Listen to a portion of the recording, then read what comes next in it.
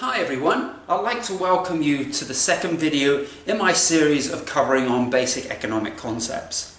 So, where we left off previously, in the first one we had a little look at some very basic ideas such as utility and choice. So what we're going to look at today in this video is going to be the maximization of utility through cooperation. So you're not going to be just based on one person and how they run their life, because in reality you're going to have to work with other people, you're going to have to live with other people, you're going to have to experience life with other people.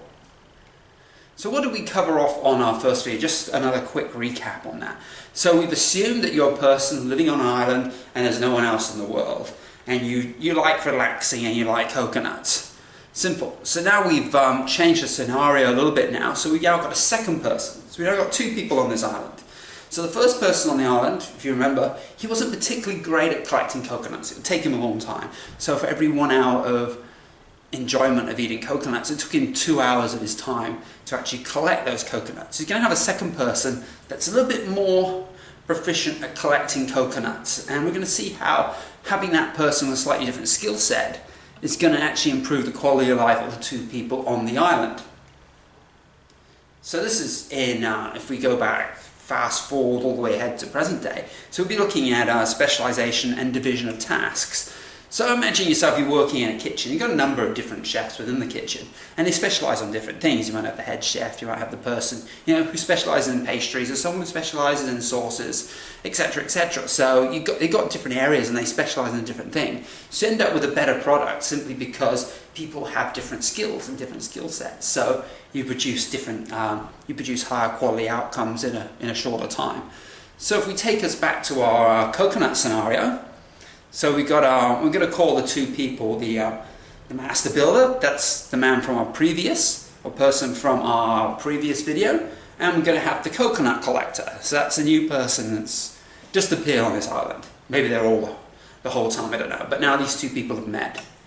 So what does the coconut collector bring with him? He's able to collect twice as many coconuts in the same time as the master builder. So for 1 hour of enjoying coconuts, he only needs 1 hour of coconut collection time. So he's a really good coconut collector. But where he lacks skills though is actually building. So that was something we didn't really touch on the previous one. But our first person, calling him the master builder, he's very good at building shelters, and he only has to dedicate 1 hour of shelter building to get that extra utility out of relaxation. Again, we're assuming both of these people don't have a particular great pleasure for actually doing these tasks, but they have different skills in actually doing it, so they need to dedicate less time to those activities to get results.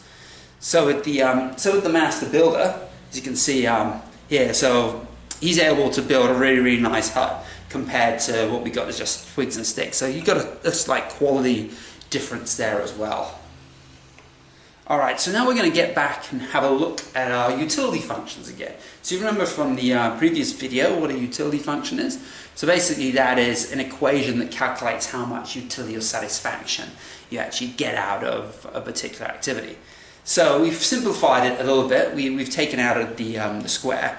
So so it makes it a more straightforward equation. Now it's just relaxation multiplied by the shelter multiplied by the coconuts minus the time taken to obtain the coconuts and the time required to actually build or improve on the shelter. So it could be an ongoing thing. We need to constantly improve it. Maybe you're living on a beach, things fall off, and etc., etc. So again, that's what the master builder. So what I'm going to touch on a little bit now is a constraint. So we mentioned it very briefly in the first video, but we're assuming that everybody has 24 hours in a day. So in effect, what the master builder has, he's got 24 hours to do everything he wants to do. So that is relax, build the shelter, and collect coconuts. So the coconut collection, as you can see, it's a 3C. So in a sense, for 1 hour of enjoyment of coconuts, he has to dedicate, well, the 1 hour for the enjoyment plus an extra 2 hours of coconut collecting.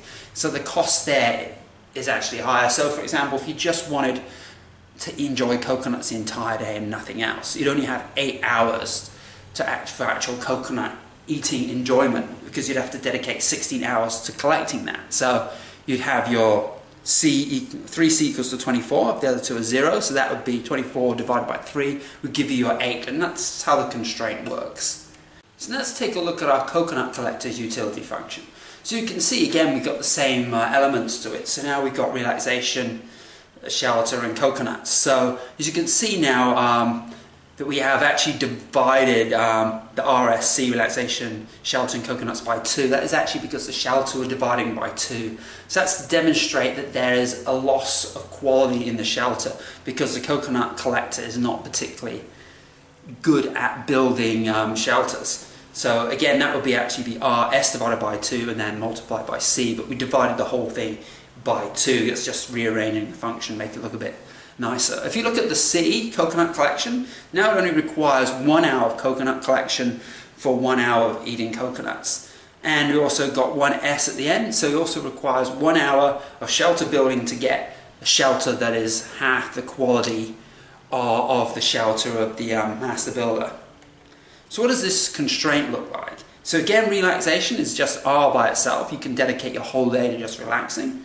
You've got shelter building, so in order to get a quality shelter, you need to dedicate 2 hours of building shelter in order to get the same quality that you would as the master builder. So we put a 2S in there. I think there's another way of writing it. You could have it as 1S and you could adjust the utility function accordingly, but for this example we're keeping it as a 2S. And we've got 2C, 2 coconuts, so that is 1 hour dedicated to eating coconuts and 1 hour dedicated to collecting coconuts. So again, you could actually dedicate 12 hours to collecting coconuts and then 12 hours to eating them, but you only get pleasure out of the 12 hours while you're eating them, which is more than the master builder would only get 8 hours of enjoyment of eating coconuts. So how do we improve this outcome? So what we've assumed so far, the 2 utility functions, is that the 2 people on the island are operating independently of themselves. So they're both collecting coconuts, they're both building shelters, they're both doing their own thing. So what if they work together? What if the coconut collector just dedicated his time collecting coconuts? What if the shelter builder, he just built the shelters for both of them? You actually see an improved outcome because they actually make better use of their time. Again, assuming that the 2 of them can actually get on and you actually could do this cooperation, you will get a better outcome. So what do the utility functions now look like? So this is the master builders. You can now see that we've actually divided by 2. So why we've actually divided this by 2, in relation to hours built using the shelter, he's only going to get to enjoy half of that time, because half the time is going to be dedicated to building the other person's shelter. And the coconut collector, again it's the same thing, so he won't be able to enjoy all the coconuts, but he'll at least be able to enjoy half of that. So you get half of that. So you see you've got very, very similar utility functions now. So the key difference is that the coconut collector is losing utility based on his time spent collecting coconuts, whereas your master builder is losing utility based on the time that he's building shelters. But the hit in loss of utility is less because they don't have to worry about spending time on tasks that they're not as good at. Okay, so let's take a quick look now at utility before and after cooperation for our master builder and our coconut collector. So I mentioned in our first video, you can actually calculate your optimal utility, your maximum utility, using the Lagrange multiplier. So that's what I've done this time in a spreadsheet, instead of coming up with those little tables, just making very, very quick comparisons of using different numbers and all that. So this is a little bit more precise in terms of how many hours they would actually dedicate to a particular activity. So the master builder, he would spend 4.6 hours collecting coconuts, which would give him 2.3 hours of enjoying coconuts, and he would also then dedicate 5.7 hours to actually building the shelter, and then that would leave him then with the remainder of the 24 hours, which is 11.4, relaxing, and that gave him a utility of 139. So if we now go down and look at our coconut collector, so he's actually spent less time, interestingly enough, collecting coconuts, only spent 3.4 hours on that, and he actually spent 3.4 hours eating coconuts. So he spent less time collecting, but more time eating. So it's interesting. So overall amount of time spent on coconuts is actually very, very similar to the master builder, just that he actually spends more time enjoying them than what the master builder does. So now look at building shelter. Interesting one again. He actually spends more time building the shelter, even though he's not as good as building the shelter as a master builder. That again is in order to maximize his utility from hours spent relaxing. So overall you're going to spend 10.3 hours relaxing, which is the remainder of the 24 hours. As you can see, his utility is a little bit lower, of 110.6. So now what happens after cooperation? So now our coconut collector, he's going to dedicate all his time to collecting coconuts, and the master builder dedicate all his time to building. So it appears that they both spend 10.3 hours doing some form of work previously, split between coconuts and shelter building. So if they now dedicate it to their own specialization and then split their time spent, so the master builder splits half the time on his shelter and half the time on the coconut collector's shelter, and the coconut collector spends half his time collecting coconuts for himself and half the time collecting it for the master builder.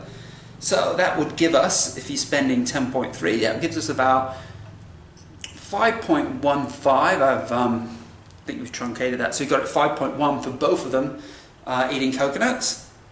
And so if you minus the time spent eating coconuts and the time spent engaging in some form of work, that will give you the amount of time spent relaxing. So actually spend less time relaxing now and more time enjoying coconuts. But you can see the overall utility though has actually gone up quite significantly for both of them. So now they both have the same level of utility of 216.4 utils. So again, you can see here the actual coconut collector seems to be the biggest winner out of that, because he was dedicating a lot of time to shelter building, and that was taking quite a bit out of his relaxation time and coconut collecting time as well. So because that again that factors in a little bit differently than what the coconut collecting does. Okay, so what do we know about cooperation? So in this simple scenario here, cooperating has actually improved the outcomes for both of our islanders. So now they both got a quality shelter, and they both seem to have enough coconuts to go around. So how do we apply this now to the real world? So we've gone from a one-person scenario, very, very simple scenario, again making choices between coconuts and resting and all that, to actually a cooperation where people are actually dedicating themselves to what they're actually really good at. And that's basically what happens in the real world, but on a much, much larger scale. So you think about it, most people have professions, something that they're an expert in, and something that they dedicate almost all their time to. Like for example, I'm an economist. I spend most of my time doing economics of one form or another. You may have a chef that spends most of their time cooking. You have a builder, he spends building, and so on and so forth. So we're actually dedicating our time to a particular service in order to get a better outcome for all of us. And like to say, if you have it on a much, much larger scale, all of us should actually benefit quite significantly by focusing on our skill sets. Again, in order for that to work, people need to be able to get on with each other. So if there's conflict and stuff like that, it makes things a lot more difficult. So that takes us now to the end of our second presentation. If you liked it, just click the like button. And if you're interested in more videos of this nature, just click the subscribe button and I'll be uploading more videos to come. So, and again, it's going to be quite interesting. Still going to keep you on these simple topics for a little bit longer now. Next video is actually going to be looking at the reasoning behind using a time comparison compared to a quantity comparison, as I mentioned in the first video, but I'm covering a lot more detail on that. Okay, thank you again for listening, and I'll see you soon.